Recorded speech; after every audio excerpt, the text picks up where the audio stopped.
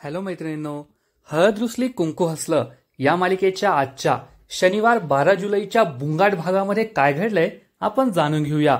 वासुदेव कृष्णाला सांगतो की आज तुझ्या आयुष्यात राजकुमार येणार आहे, आजच तुझी आणि त्याची भेट होणार आहे असं म्हणून वासुदेव तेथून निघून जातो। भक्ती तर खूप खुश असते, परंतु कृष्ण मात्र विचारात दंग होते की आज मला कोणता राजकुमार भेटणार आहे।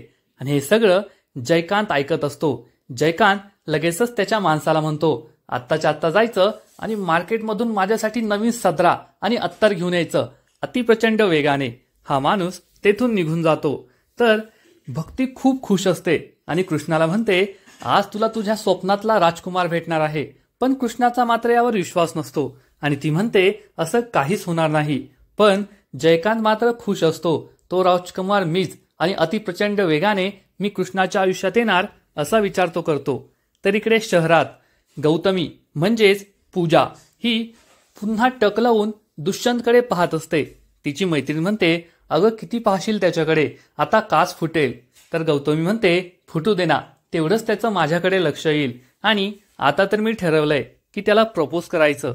हे ऐकून या मैत्रिणीला धक्काच बसतो आणि ती म्हणते, थोडी घाई होते असं तुला नाही वाटत का? तर गौतमी सांगते, नाही, उलट माझ्याकडे लेट नावाचा शब्दच नाहीये, जे करायचं ते लगेचच करायचं, म्हणूनच मी त्याला प्रपोज करणार आहे असा विचार करून ती दुष्यंतकडे पाहतच राहते। तर इकडे बाळजाबाईच्या घरी काही गावकरी वाजत गाजत येतात। येऊन येऊन येणार कोण, बाळजाबाईशिवाय आहेच कोण असं म्हणत ते तेथे येतात। अढळराव विचारतात, काय झालं, येथे कशाला आलात? तर हे गावकरी सांगतात, अहो सरपंच पदाची निवडणूक लागलीये आणि महिला गटासाठी ती राखीव आहे, त्यामुळेच आता बाळजाबाईंनी इलेक्शन लढावं आणि गावाची सरपंच व्हावं अशी आमची इच्छा आहे असं म्हणून हे गावकरी बाळजाबाईला एकानंतर एक हार घालतात। तर अढळराव म्हणतात, पण या गावचा सरपंच मी आहे ना, आणि आता आमचं कुटुंब हे मागील अनेक वर्षांपासून गावाची धुरा सांभाळत आहे। आता एका महिलेसाठी जर सरपंचाची निवडणूक ही राखीव झाली असेल तर आपल्या पक्षात असे अनेक लोक आहेत जे हे काम करू शकतात, सरपंच बनू शकतात, बाळजाबाईंना कशासाठी? तर ही माणसं बाळजाबाईचं खूप कौतुक करतात की आपल्या गावामध्ये बाळजाबाईंना खूप मान आहे, त्यांच्या शब्दाशिवाय पान सुद्धा हलत नाही। कोणाला बाण टाकायचं असेल तर सगळ्यात आधी बाळजाबाईंना सांगावं लागतं आणि जर त्यांनी गावाची धुरा सांभाळली तर गावाचं आणखीनच कल्याण होईल।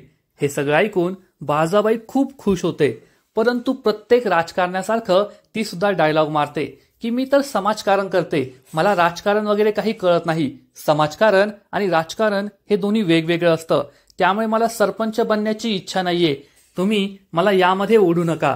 अढळराव लगेचच म्हणतात, पाहिलं का, तुमच्या बाळजाबाईला जर सरपंच व्हायची इच्छा नाहीये तर तुम्ही का पुढे पुढे करताय? तुम्ही जा येथून, तुम्ही त्यांना कोणताही हट्ट करू नका। हे सगळं ऐकून बाळजाबाईला खूप राग येतो आणि ती अढळरावांकडे रागारागाने पाहू लागते। तर इकडे कृष्णा ही भक्तीला गाडीवर घेऊन ऑफिसमध्ये जात असते। माझं ओळखपत्र तयार झालेलं नाहीये, त्यासाठी ती जात असते। तर भक्ती म्हणते, अगं तुझा अंगठाच लागत नाही मशीनवर, मग तुझं ओळखपत्र कसं तयार होईल? तसंही तुला आज तुझा राजकुमार भेटणार आहे, एकदा का त्याचं आणि तुझं लग्न झालं की मग तू नवीन ओळखपत्रच तयार करून घे असं म्हणून ती लगेचच गाडी थांबवते आणि एक मोठं रसायन खताचं पोस्टर लागलेलं असतं, त्यावर एक चित्र असतं, हा तुझ्या स्वप्नातला राजकुमार आहे असं कृष्णाला म्हणते आणि कृष्णाला चिडवू लागते। त्यामुळे कृष्णा तिच्यावर आणखीनच चिडते। तर इकडे गौतमी ही दुष्यंतकडे एकटक पाहतच असते, परंतु त्याच वेळेस यचार तेथे येतात आणि म्हणतात, आज फन फ्रायडे आहे, आज आपण एक नवीन ऍक्टिव्हिटी घेऊन आलोय। मागील 6 महिन्यात जे नवीन जॉईनी आले आहेत त्यांची खरी ओळख काय आहे ती आपण सांगणार आहोत। आणि हे ऐकून गौतमी चांगलीच घाबरते, कारण तिने नोकरी मिळवण्यासाठी ऑफिसमध्ये आपली खोटी ओळख सांगितलेली असते। तिचं खरं नाव पूजा असताना सुद्धा माझं नाव गौतमी आहे असं तिने सांगितलेलं असतं, त्यामुळे तिला खूप भीती वाटते।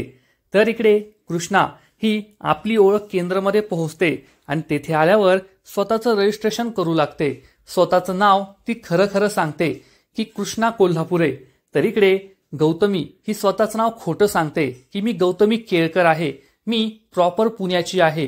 कृष्णा ही आपल्या कुटुंबाबद्दल खरं खरं सांगते की माझ्या घरी आई आहे, मला 2 बहिणी आहेत, परंतु गौतमी ही स्वतःची ओळख खोटी सांगते की मला एक बहीण आणि आईवडील आहे, मी प्रॉपर पुण्याची आहे आणि पुण्यातच राहते। हे सगळं दुष्यंत सुद्धा ऐकत असतो. तेव्हा HR हे तिला विचारतात की तू खूप सुंदर दिसते, ऑफिसमध्ये जे बॅचलर आहेत त्यांना काय सांगशील? तर गौतमी सांगते, मी त्यांना एवढंच म्हणेल, जर तुमचं कोणावर प्रेम असेल तर ते व्यक्त करा, मनात ठेवू नका. प्रत्येक गोष्ट ही सांगितलीच पाहिजे. आणि जे लोक थांबतात, सांगत नाहीत, ते इमोशनल असतात किंवा वीक असतात.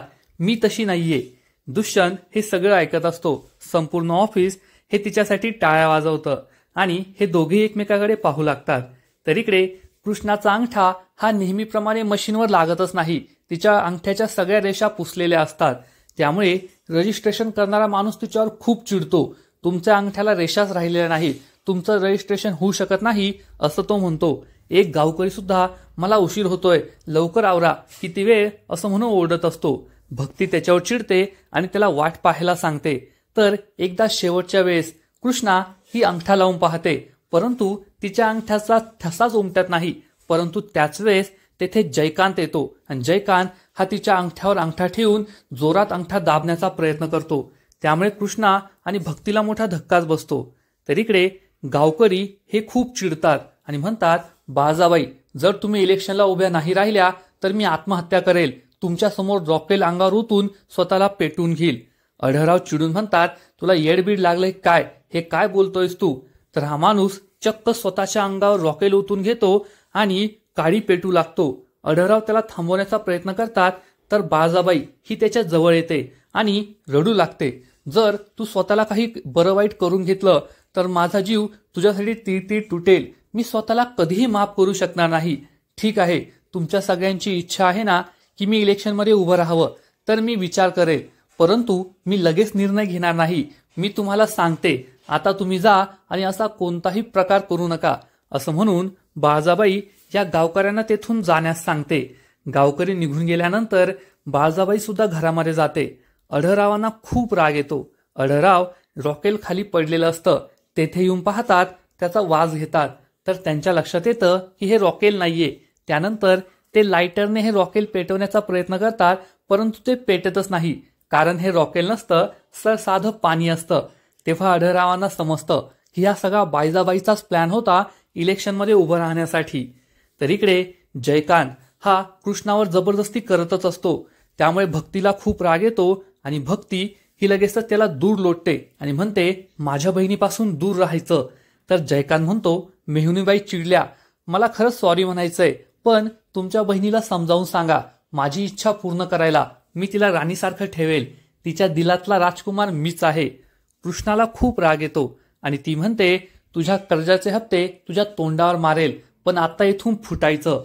असं म्हणून कृष्णा भक्तीला घेऊन तेथून निघून जाते. त्यामुळे जयकांत हा खूप चिडतो. तर इकडे आढळराव हे रॉकेलचा डबा घेऊन बाळजाबाईच्या खोलीत येतात आणि म्हणतात, रॉकेल पेटतं, पाणी कधीच पेटत नाही. तर बाळजाबाई म्हणते, मला वाटलंच होतं की तुमचा जळून कोळसा होणार. अजून राग कशी झाली नाही याचंच मला आश्चर्य वाटतंय. तर आढळराव म्हणतात, मी कशाला जळेल, मी या गावचा सरपंच आहे. तर बाळजाबाई म्हणते, मग मी सरपंच झाल्यावर गावात तुमची उरली सुरली जी इब्रत आहे ती सुद्धा नाही राहणार ना, म्हणून तुम्हाला त्रास होतोय. तर आढळराव म्हणतात, मला माझी काळजी नाहीये, मला गावाची काळजी आहे. तू सरपंच झाल्यावर गावाचं काय वाटोळ करशील, मला याची काळजी वाटतीये. यावरून बाळजाबाई आणि आढळराव या दोघांमध्ये पुन्हा एकदा वाद होतो. आढळराव तेथून निघून जातात. त्यामुळे बाळजाबाईंना मात्र सरपंच पदाची स्वप्न पडू लागतात आणि खूप आनंद झालेला असतो. संध्याकाळी भक्ती ही आनंदाने कृष्णाजवळ येते आणि तिला सांगते की तुझ्यासाठी एका राजबिंड्या मुलाचं स्थळ चालून आलं आहे. कृष्णाला आश्चर्य वाटतं. तर सावित्री खूप चिडते आणि म्हणते, काही स्थळ बी पाहण्याची गरज नाही. लोक येतात, तिला पाहतात आणि चहा ढोसून निघून जातात, मग नकार कळवतात. तर कृष्णा म्हणते, खरंय बघते, आता शेताची खूप कामं आहेत, मला सुद्धा लग्न करण्याची काहीच इच्छा नाहीये. तेवढ्यात बोब्या तिला हाक मारतो. आता मार्केटमध्ये जाऊन भाजीपाला विकायचा असतो, म्हणून हे दोघे मार्केटकडे जायला निघतात. तर भक्ती तिला म्हणते, थोडं लक्ष ठेव, राजकुमार सापडेल तुला आज. परंतु कृष्णाचा यावर विश्वास नसतो. पुढील एपिसोडमध्ये आपण पाहू की कृष्णाच्या गाडीची आणि दुष्यंतच्या गाडीची धडक होणार आणि कृष्णा त्याच्याकडे भरपाई मागणार. मग आता पुढे काय होईल हे तर कळेलच. परंतु तोपर्यंत हळद रुसली कुंकू हसलं या मालिकेचे असेच नवीन नवीन अपडेट्स सर्वात आधी जाणून घेण्यासाठी व्हिडिओला लाईक करा, शेअर करा आणि चॅनलला सबस्क्राईब करायला विसरू नका. खूप खूप धन्यवाद.